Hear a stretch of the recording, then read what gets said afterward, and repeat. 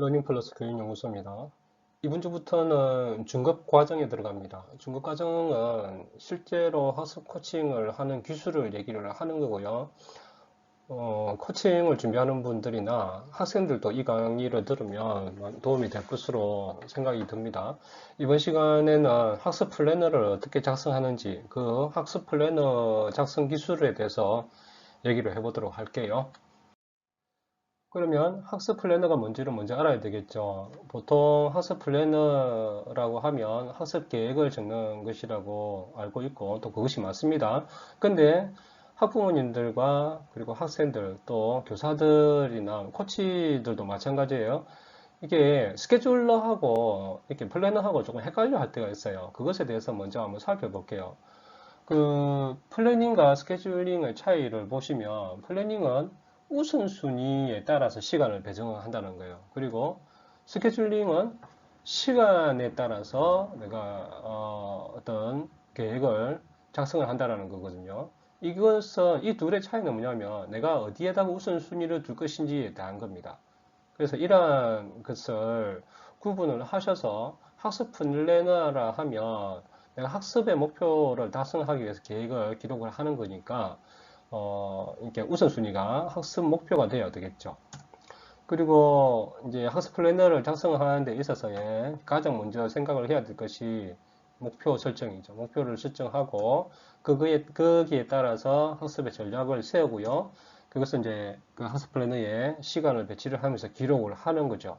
그리고 그것을 실행을 하고 실행한 것에 대해서 내가 스스로 평가를 하고 자기 스스로에게 피드백을 하는 것을 얘기를 합니다. 그러면 학습 플래너에서의 핵심 키워드가 무엇인지 한번 살펴볼게요. 핵심 키워드는 학습 과정, 자기주도 학습 과정이나 그러한 학습 행위에 대한 과정과 똑같습니다. 그래서 학습 플래너에 들어가야 될 부분이 첫 번째가 목표 설정이고요. 그 다음에 그거에 따라서 이제 계획을 짜서 학습 플래너를 이제 기록을 하는 거죠. 그리고 그 계획에 따라서 실행을 하고 나서 실행한 것이 목표를 달성을 했는지, 그리고 그 계획에 따라서 내가 실행을 했는지, 실행하는 과정에서 어떤 문제가 있었는지라는 것을 자기 평가를 하는 거죠. 그래서 그 평가에 따라서 또 다음에 목표를 설정할 때나 실행을 할 때, 계획을 할 때 좀 변화는 있겠죠. 그렇게 하면서 수정이 되어지는 겁니다. 현재 학생들이 자주 사용하는 학습 플래너가 두 종류가 있습니다. 이 두 종류에 대해서 장단점을 한번 알아보도록 할게요. 이 두 가지는 카드 플래너와 노트 플래너입니다. 먼저 카드 플래너를 살펴볼게요.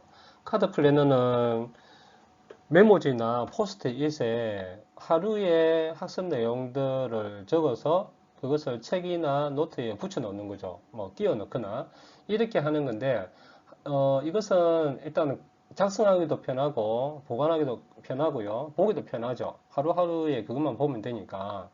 그래서 이러한 것은 편의성에 있어서는 학생들이 또 많이 사용하고 있습니다. 하지만 카드 플래너는 내가 어디로 공부를 하고 있는지, 목표에 얼마나 도달하고 있는지 일단 체크가 안 되고요. 내가 하루하루에 공부는 하고 있지만 일주일 동안 내가 어떤 공부를 해야 될지에 대한 어떤 전체적인 계획들을 수립하기가 힘든다는 겁니다. 자, 반면에 노트 플래너는 다르죠. 월간, 주간, 일간 목표들이 정해져 있고요. 그것이 목표를 향해서 계획적으로 진행이 되는 것이고, 그 진행되어지는 과정에서 어느 정도 달성했는지에 대한 판단이 서는 거죠. 확인을 할 수가 있죠. 그렇기 때문에 저희 연구소에서도 노트 플래너를 작성할 수 있도록 합니다. 이것이 이제 지속적으로 해 나가는 것이 조금 힘들어하는 경우도 있는데 그러한 단점 외에는 노트 플래너를 작성해 나가는 것을 추천하고 있습니다. 또 이런 것은 노트 플래너를 좀 이렇게 모아 놓으시면 나중에 특목고나 이렇게 갈 때 자기주도 학습을 했다라는 증빙 자료로도 내가 준비를 해 놓을 수가 있다는 겁니다. 학습 플래너의 양식에 대한 사례들을 한번 볼까요? 이게 동그랗게 그래서 학습할 시간들을 정해가지고 하는 양식도 있습니다. 그리고 이제 이렇게 순서대로 해서 달성률을 표시하는 경우도 있고요. 저희들이 추천하는 플래너는 이겁니다. 학습의 순위에 따라서 적게끔 하는 그런 양식이거든요. 제가 별도로 저희가 사용하고 있는 학습 플래너를 별도의 영상으로 한번 올리도록 할게요. 학습 플래너를 작성해 나가야 된다는 사실은 누구나 다 알죠. 그리고 계획적으로 공부를 했을 때 그렇지 않는 그 학생들 사이에는 학업 성취도가 차이가 좀 많이 납니다. 그래서 학습 플래너를 가능한 적게 하는데 근데 이게 실제로 이행이 잘 안 되죠. 그리고 지속적으로도 잘 안 되고 그러한 문제들을 해결하기 위해서 어떻게 해야 되는지 한번 살펴볼게요. 학습 플래너를 적는 시간을 정하는 것이 중요합니다. 언제 적느냐 그게 중요한데 매일 일정하게 스케줄이 되어 있는 그런 시간이 있을 거예요. 예를 들자면 아침 시간, 그리고 아침 식사, 점심, 저녁 이런 시간들은 보통 정해져 있잖아요.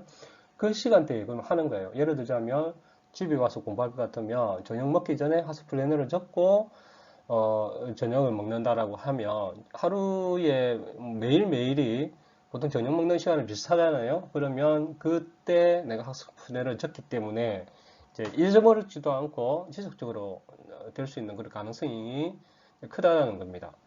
제가 제일 추천하는 시간대는 언제냐 하면 학생들이 등교하는 시간들은 정해져 있잖아요. 그래서 등교를 하고 교실에 들어가서 가방을 내려놓고 제일 먼저 할 게, 이 학습 플래너를 작성하는 겁니다. 이게 한 5분도 안 걸리거든요.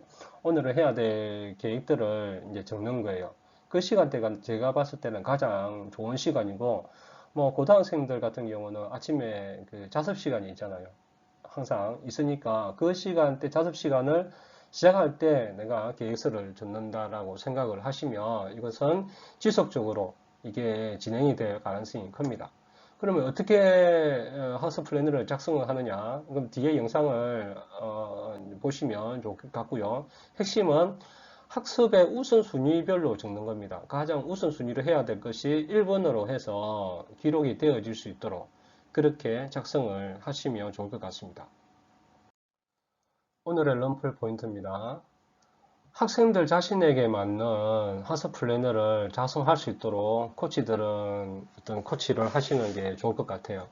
왜냐하면 여러 가지 양식들이 있거든요. 그 양식에서 자신에게 맞는 양식이 있습니다. 그래서 이렇게도 해보고 저렇게도 해보고 해서 학생들이 학습 플래너를 작성하는데 지속적으로 할 수 있는 플래너 그것이 가장 중요하거든요. 계속해서 해나가야 되기 때문에 그러한 학습 플래너의 양식을 선택하시면 좋을 것 같습니다. 그리고 학습 전에 학습 플래너를 작성하는 거 이게 지속적으로 플래너를 작성해 나가는 방법이고 그리고 학습 플래너를 작성하고 안 하고는 학업 성취에서 결정적인 요소라고 저는 보고는 있습니다. 그래서 학습 전에 학습 전이라 하면 제가 아까 얘기를 했던 것처럼 매일의 어떤 시간 그 사이클에 일정하게 정해져 있는 그런 시간 그 시간에 선택하시는 게 좋다는 것이고요. 제가 추천하는 것은 등교회 하자마자 바로 플래너를 적는 시간. 그리고 안 그러면 아침에 학교에서 자습하는 그 시간, 자습을 시작할 때 그 시간에 하시는 게 가장 지속적으로 할 수 있는 방법이라고 추천을 드립니다. 그리고 이 학습 플래너에 이제 자기 평가를 하는 것이 중요하거든요. 자기 주도 학습에서는 이 자기 평가가 아니면 이게 자기 주도 학습을 진행을 할 수가 없어요. 그래서 자기 평가할 때는 냉정하게 평가를 할 수 있도록 그렇게 코치들을 유도를 하셔야 되고 또 그러한 것을 보여주셔야 됩니다. 그래서 이러한 것들을 참고하시면 좋을 것 같습니다. 러닝플러스 교육연구소는 이 땅 어디엔가 학교가 필요한 곳에 학교 건립을 꿈꿉니다. 여러분들의 구독과 좋아요는 큰 힘이 됩니다. 감사합니다.